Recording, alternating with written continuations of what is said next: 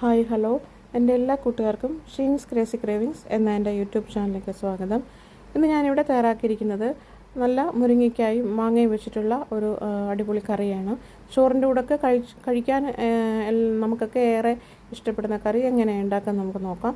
ഞാനിവിടെ മുരിങ്ങയ്ക്കായും മാങ്ങ എടുത്ത് വെച്ചിട്ടുണ്ട്. മാങ്ങ 2 എണ്ണം മതിയാവും. നല്ല പുളിയുള്ള മാങ്ങയാണ്. അപ്പോൾ മുരിങ്ങയ്ക്ക അതിനാവശ്യത്തിന് നമ്മൾ എടുത്തിട്ടുണ്ട്.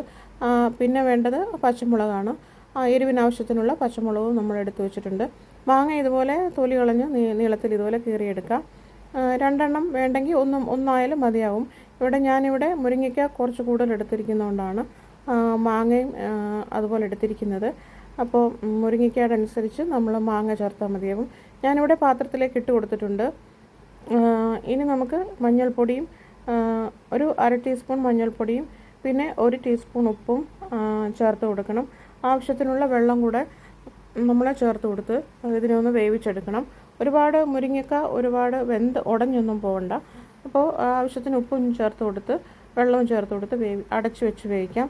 അപ്പോൾ എൻ്റെ ചാനൽ ഇതുവരെ സബ്സ്ക്രൈബ് ചെയ്തിട്ടില്ലാത്തവരൊന്ന് സബ്സ്ക്രൈബ് ചെയ്ത് അടുത്തുള്ള ബെൽ ബട്ടണും കൂടെ ഒന്ന് പ്രസ് ചെയ്ത് ഓൾ ബട്ടണും കൂടെ ഒന്ന് പ്രസ് ചെയ്തേക്കണേ.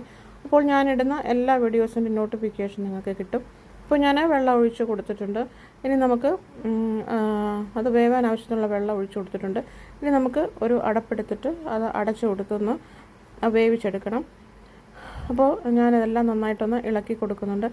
ഞാനിവിടെ പച്ചത്തേങ്ങ അരച്ചിട്ടാണ് കറി വയ്ക്കുന്നത്. അതിൽ ചുവന്നുള്ളിയും വെളുത്തുള്ളിയും ജീരകവും പിന്നെ ഉപ്പും ചേർത്തിട്ടാണ് അരയ്ക്കുന്നത്. അപ്പോൾ ഇതുപോലെ എല്ലാവരും ഒന്ന് ഉണ്ടാക്കി നോക്കണേ.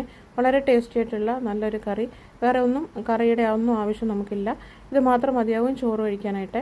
അപ്പോൾ ഇപ്പോൾ ഇത് ഒരുമാതിരി വെന്ത് വരുന്നുണ്ട്. ഉപ്പൊക്കെ നോക്കിയിട്ട് ഇല്ലെന്നുണ്ടെങ്കിൽ കുറച്ചുകൂടെ നമ്മൾ ചേർത്ത് കൊടുക്കുക. ഞാനിവിടെ ഇതിനകത്ത് ഉള്ളിയൊന്നും വേറെ ചേർക്കുന്നൊന്നുമില്ല. നമ്മൾ അരപ്പിനകത്താണ് ഉള്ളി ചേർത്ത് അരയ്ക്കുന്നത്.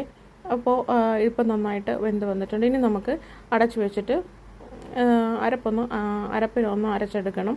ഇപ്പോൾ ഞാനിത് അടച്ച് വയ്ക്കുക. ഇവിടെ ഞാൻ കുറച്ച് തേങ്ങ എടുത്തിട്ടുണ്ട്. അതുപോലെ തന്നെ ചുവന്നുള്ളിയും വെളുത്തുള്ളി എടുത്തിട്ടുണ്ട്. പിന്നെ ഒരു 1/2 ടീസ്പൂൺ അല്ലെങ്കിൽ 1/4 ടീസ്പൂൺ ജീരകം മതിയാവും ഇട്ട് കൊടുത്തിട്ടുണ്ട്. പിന്നെ ആവശ്യത്തിന് ഉപ്പും ചേർത്ത് കൊടുത്തിട്ടുണ്ട്.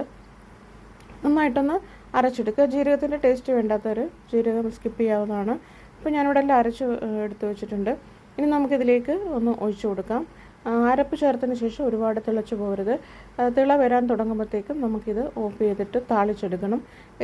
അരപ്പ് നന്നായിട്ട് ചേർത്ത് കൊടുത്ത് ഇളക്കിയതിന് ശേഷം ഉപ്പൊക്കെ ഉണ്ടോ നോക്കിയിട്ട് നന്നായിട്ട് ഉപ്പില്ലെന്നുണ്ടെങ്കിൽ കുറച്ചുകൂടെ ഒക്കെ ചേർത്ത് കൊടുക്കുക. മാങ്ങ ചേർത്തിരിക്കുന്നതുകൊണ്ട് കുറച്ച് ഉപ്പ് കുറയാൻ ചാൻസ് ഉണ്ട്. അപ്പോൾ നമ്മൾ ആവശ്യത്തിന് ഉപ്പും ചേർത്ത് കൊടുത്തിട്ട് നന്നായിട്ടൊന്ന് ചൂടായതിനു ശേഷം അടച്ച് മാറ്റി വയ്ക്കാം. ഇനി നമുക്ക് ചീനച്ചട്ടി അടുപ്പത്ത് വെച്ചിട്ട് എണ്ണ ഒഴിച്ചു കൊടുക്കാം. ഇനി ഇതിലേക്ക് കടുക് ഇട്ട് കൊടുത്ത് ചുവന്ന മുളകും അതുപോലെ തന്നെ കറിവേപ്പിലയും ഞാൻ 1 ടേബിൾ സ്പൂൺ തേങ്ങയും കൂടെ ചേർത്ത് കൊടുക്കുന്നുണ്ട്. തേങ്ങ ചിരകിയത്. അപ്പോൾ അതും കൂടെ ചേർത്ത് കൊടുത്ത് ഒരു 1/4 ടീസ്പൂണ് മുളക് പൊടിയും കൂടെ ചേർക്കുന്നുണ്ട്. മുളക് പൊടിയുടെ ആ ഒരു കളർ ഇങ്ങനെ മുകളിൽ ഇങ്ങനെ എണ്ണയിൽ തെളിഞ്ഞ് നിൽക്കുമ്പോൾ കാണാൻ നല്ലൊരു ഭംഗിയാണ്. അപ്പോൾ ഇങ്ങനെ ചേർത്ത് കൊടുക്കുന്നുണ്ട്. അപ്പോൾ ഇതെല്ലാം താളിപ്പൊക്കെ ചേർത്ത് കൊടുത്തു. ഇനി നമുക്ക് ഡിഷിലേക്ക് മാറ്റി കൊടുക്കാം. ഞാനിവിടെ എല്ലാം റെഡിയാക്കി വെച്ചിട്ടുണ്ട്. അപ്പോൾ എല്ലാവരും ഇതുപോലെ ഒന്ന് ട്രൈ ചെയ്ത് നോക്കണേ. അപ്പോൾ എല്ലാവർക്കും ഉണ്ടാക്കാൻ അറിയാമെന്നറിയാം, എങ്കിലും അറിയാത്തവർക്കായിട്ടാണ് ചെയ്ത് കാണിക്കുന്നത്. അപ്പോൾ എല്ലാവരും ഒന്ന് ഉണ്ടാക്കി നോക്കുക.